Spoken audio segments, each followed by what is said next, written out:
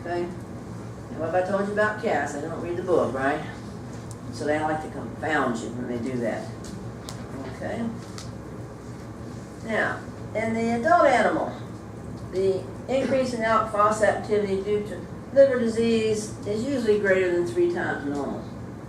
So we don't worry about some minor elevations, but when we get up to 2 to 3 times above the normal range, then we got to worry about it. Okay?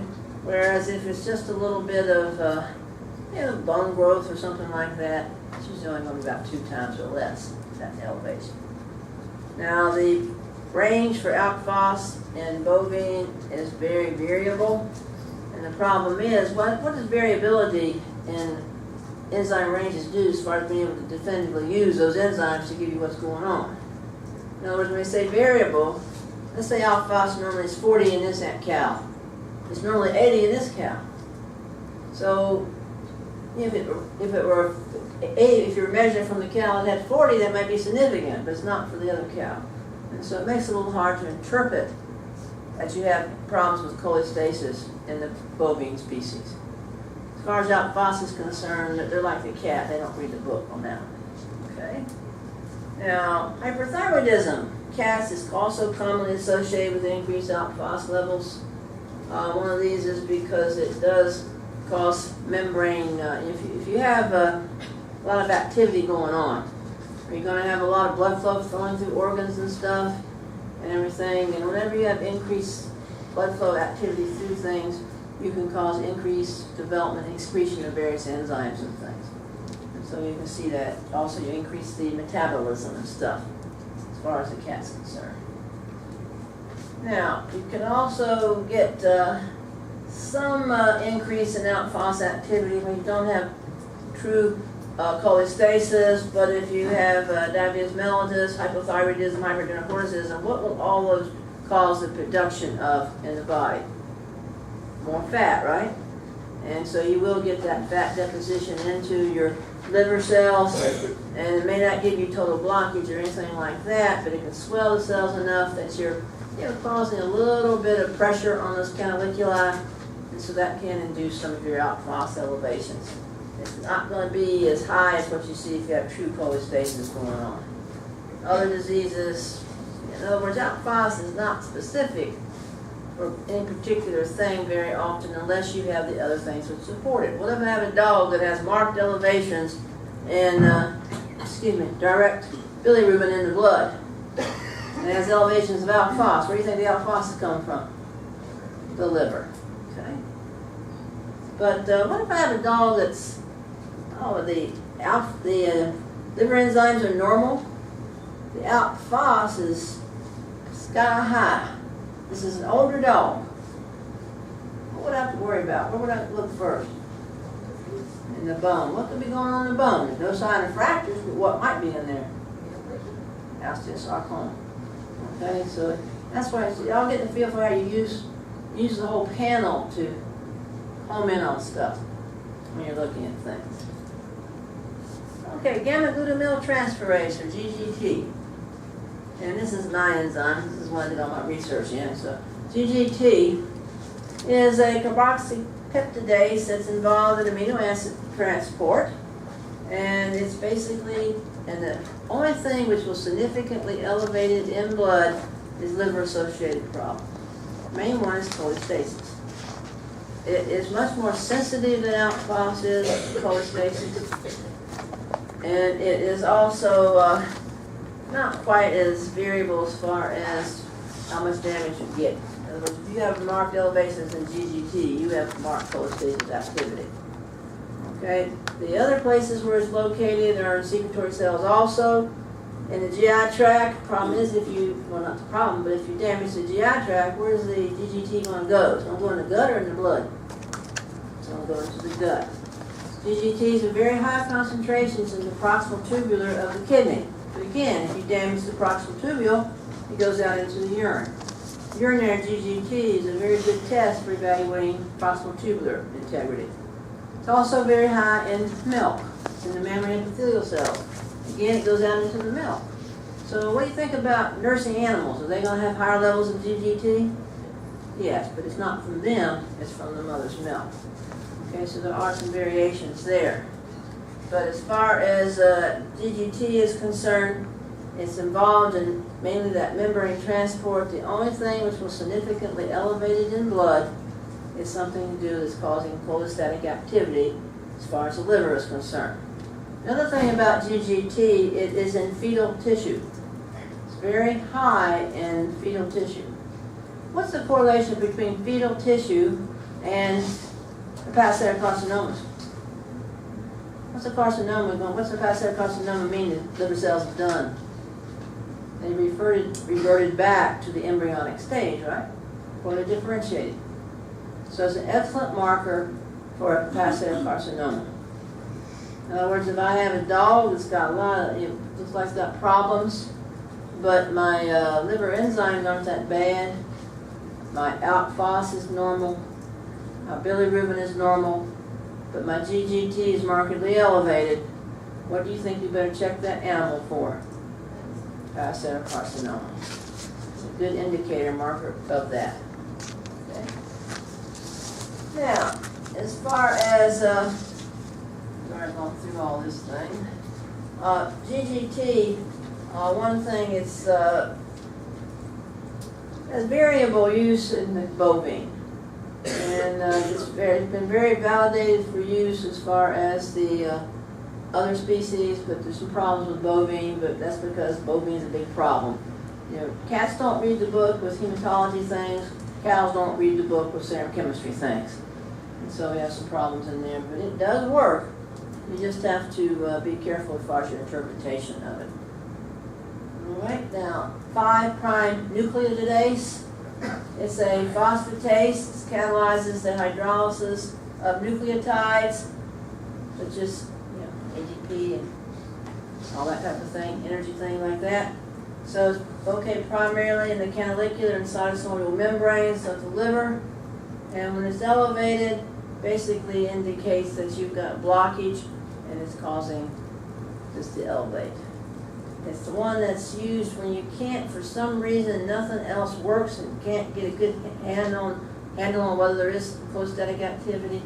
This is one we can use. It's also used very often when you have some areas of the liver that are involved with this. Will be used. Leucine aminopeptidase, or LAP. It's an enzyme which catalyzes the hydrolysis of amino acids on the internal end of proteins and polypeptides. All tissues have it, but serum LAP only seems to come from the biliary epithelium. In other words, that's the only thing which will elevate it. Even though it's in all tissues, it doesn't seem to cause elevations in blood levels unless it's involved with the biliary epithelium. The only thing does that pregnancy can cause an increase in this. But pregnancy can affect a lot of clinical chemistry things. Okay.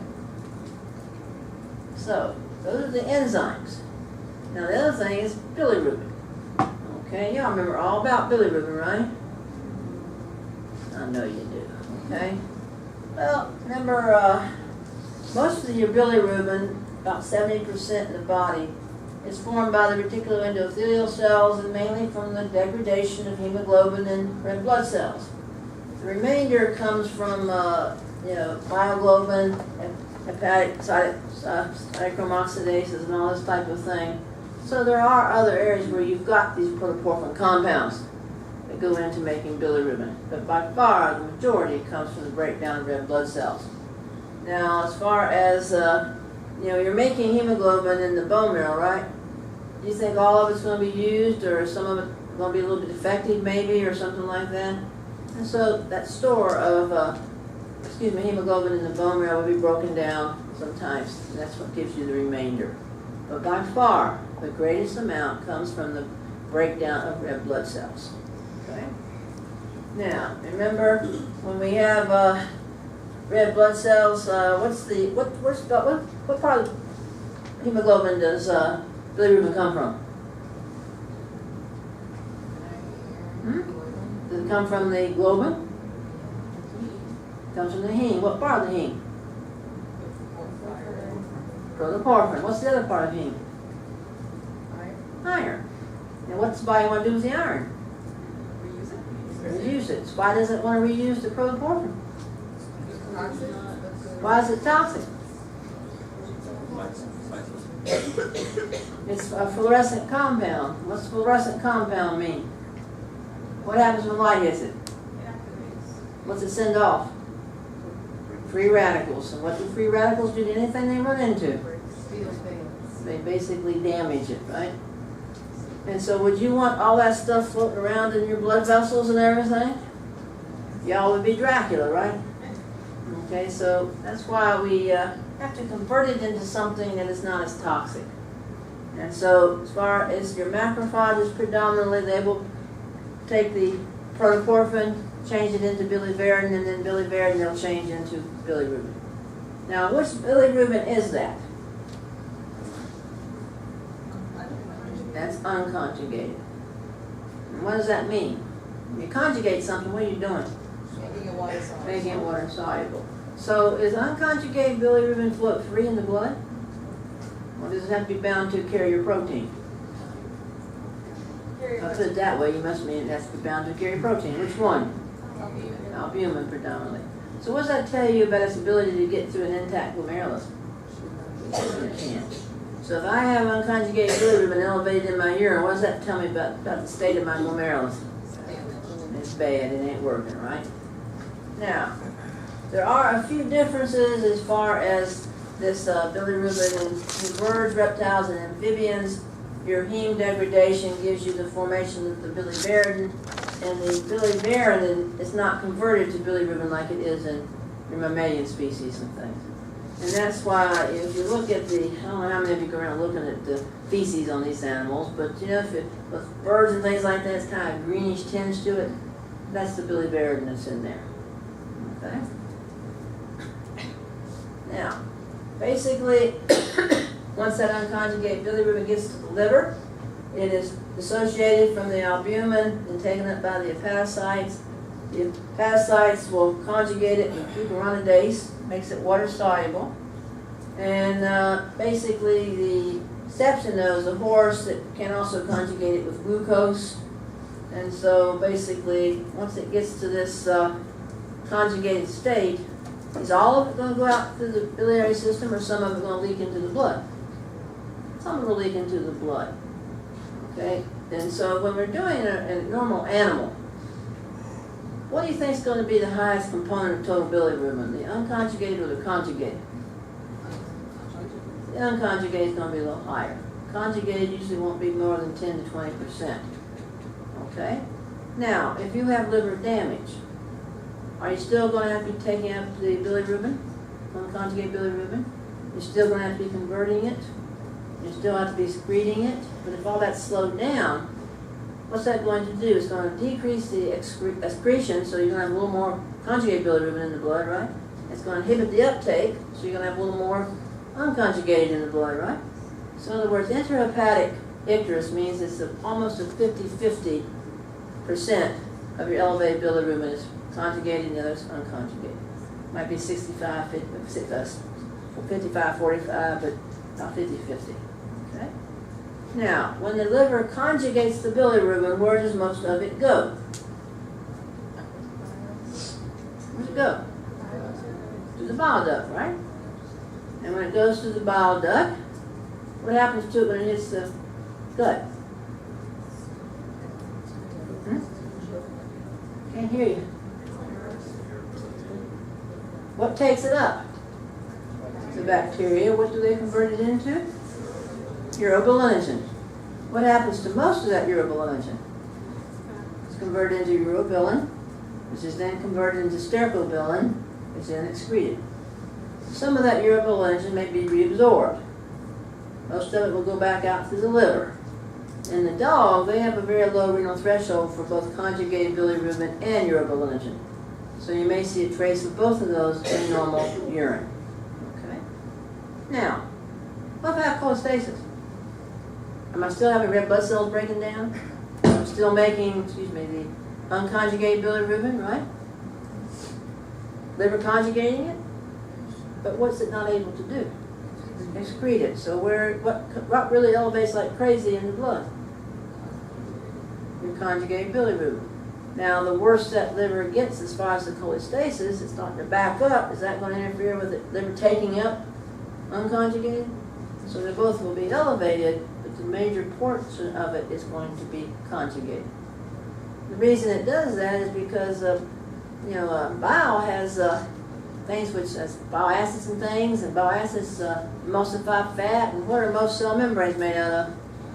Fat. So if it's blocked up in there, is that going to cause more leakage into the tissues and stuff? Which means blood vessels will take that up, and so that's why you'll get these high levels of conjugate bilirubin in the blood. Okay. Everybody with me on that? Y'all had that in the pre, intra, and post-hepatic icters, right? And how do you know which one's which? Which one's pre? Which portion of bilirubin is pre? Right, because what are pre and prefixes. Pre and are prefixes.